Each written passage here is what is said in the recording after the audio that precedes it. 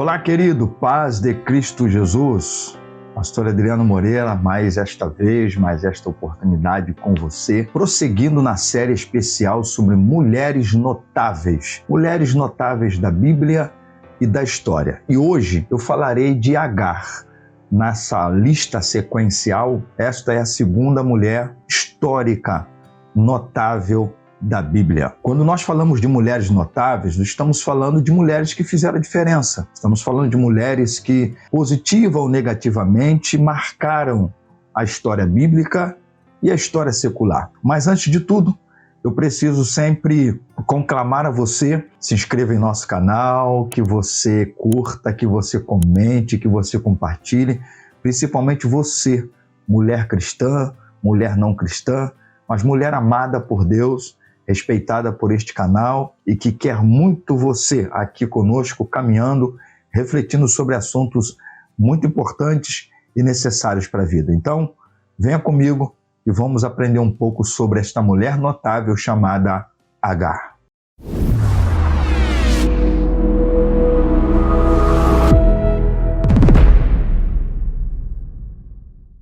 Agar foi uma estrangeira escrava, na verdade, ou concubina, como pode-se também falar, egípcia, e que esteve no casamento de Abraão com Sara. E dois textos das Escrituras vão mostrar uma história dessa mulher, inclusive que se relaciona também com ela sair da casa. No capítulo 16 do Gênesis, ela voluntariamente vai para o deserto, foge de Sara e é orientada a voltar. No capítulo 21, depois já de ter nascido o Ismael, e há uma dificuldade no relacionamento dela com Sara e ela é expulsa e mais uma vez vai parar no deserto. Eu quero contigo hoje, mulher notável da vida, me debruçar em algumas lições que temos da vida e da história de Agar. A gente precisa aprender com essa mulher uma grande lição. Volte ao seu lugar. Há momentos que é preciso a gente recuar na humildade e na obediência.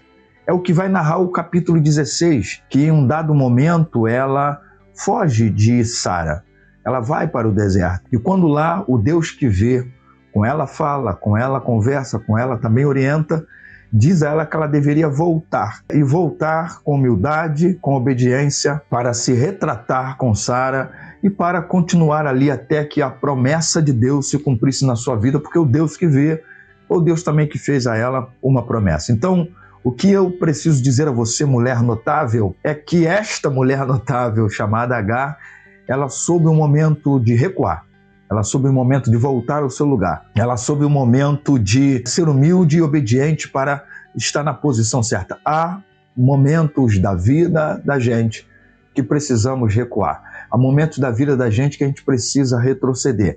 Há momentos que a gente precisa ser estrategicamente aquele que espera o momento certo para prosseguir. Segunda lição dessa mulher notável é: busque transformar rejeição em esperança. Porque, a priori, o capítulo 21 vai falar de rejeição, porque é quando ela é expulsa, ou seja, Sara conduz Abraão a expulsar Agar de casa, por conta de tudo aquilo que estava acontecendo, daquela rincha que havia se estabelecido. Também, por outro lado, porque Agar, de certa forma, estava um tanto orgulhosa por ter tido um filho e Sara não. Mas ela buscou transformar a rejeição em esperança, ou seja, aquela mulher que acaba sendo rejeitada, mandada para o deserto, com um filho no colo e que ela, em dado momento, deixa-o para morrer a longa distância, ela teve que transformar aquele momento de rejeição em esperança, porque promessa de Deus se estabelece e se confirma na vida dela, tanto no episódio do capítulo 16 como do capítulo 21. Terceiro, saiba que o Deus que vê, ou seja, o El Roé, também é o Deus que ouve, o El Shammah.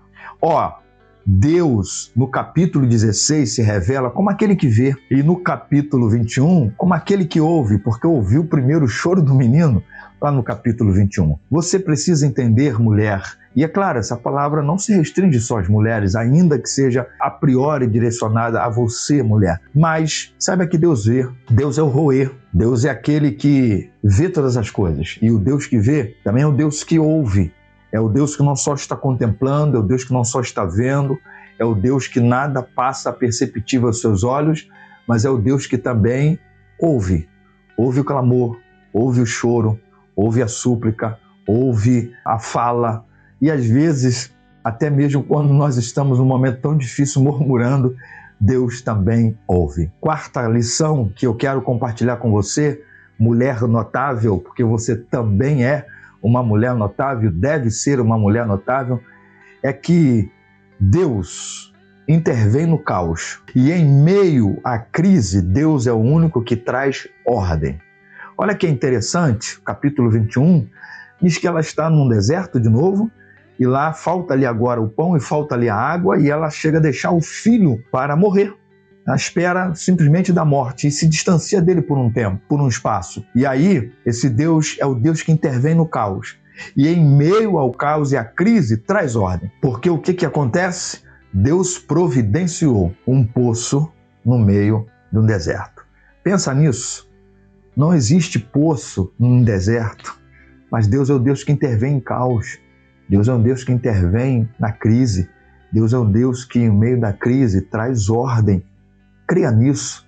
Eu não sei qual seja a crise da sua vida, não sei qual seja a caoticidade da sua vida nesse momento, mas creia que Deus é o Deus que intervém. É o Deus que pode dar pão no deserto, preparar a mesa no deserto, como diz o Salmo 78, e também é o Deus que pode providenciar um poço em meio ao deserto. Quinta coisa que essa história de Agar me ensina e te ensina é que o Deus que vê e o Deus que ouve também é o Deus de promessas, o Deus que faz promessa. Olha que coisa linda, no capítulo 16 e no 21 vai se confirmar que dela faria uma grande nação. Deus está dizendo assim, olha, alguém rejeitou você, você foi rejeitada numa situação, mas não se preocupe, que há uma promessa também sobre a tua vida. E essa promessa a gente não tem nem como duvidar, porque todos os ismaelitas, portanto os árabes atuais, são ismaelitas. É o povo árabe de hoje e que é um povo numérico no planeta Terra. Em sexto lugar, enfrente o medo. Deus vai dizer para essa mulher que ela tinha que enfrentar o medo, porque qual é a situação que acontece no capítulo 21 especificamente? É que quando acaba o pão, acaba a água e ela está com um filho ali que estaria prestes a morrer, ela coloca-o num lugar e se distancia dele, diz a Bíblia, a distância de um tiro. Isso significa 700 metros. Isso está no versículo 16, especificamente do capítulo 21 do Gênesis.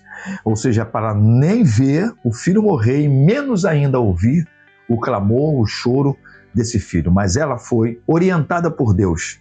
Porque o Deus que proveu o poço não foi o Deus que levou a água para o menino beber. Ou seja, Deus proveu o poço, mas é o Deus que diz para ela, levanta-te, vai ao encontro desse menino, pega a água desse poço e leva a água para esse menino e dá-lhe de beber. Então, o que Deus está dizendo para você é, enfrente o medo, levante-se de onde você está, seja orientada por Deus e vá em direção à causa, à necessidade e faça o que te cabe fazer, faça a sua parte, porque Deus já proveu do poço, da água necessária nesse deserto da vida. Por isso eu quero encerrar essa fala contigo e essa exposição sobre essa mulher notável, dizendo que o Senhor é o nosso socorro em tempos de aflição. Deus é o nosso socorro no tempo da angústia. Deus é o nosso socorro no tempo da dificuldade. Deus é o nosso socorro nos desertos da vida. E não se esqueça, tanto o episódio do capítulo 16 quanto o episódio do capítulo 21 relacionam-se com o deserto. Um ela fugiu, o outro ela foi expulsa. Mas ambos estão relacionados ao deserto. Muitas vezes a vida é um deserto. E a gente precisa saber que esse Deus é o Deus que vê, Deus que ouve e faz promessa, que intervém nos desertos da vida. Deixe o seu like, seu comentário, suas críticas e compartilhe. Afinal de contas, este canal também é seu, Mulher Notável.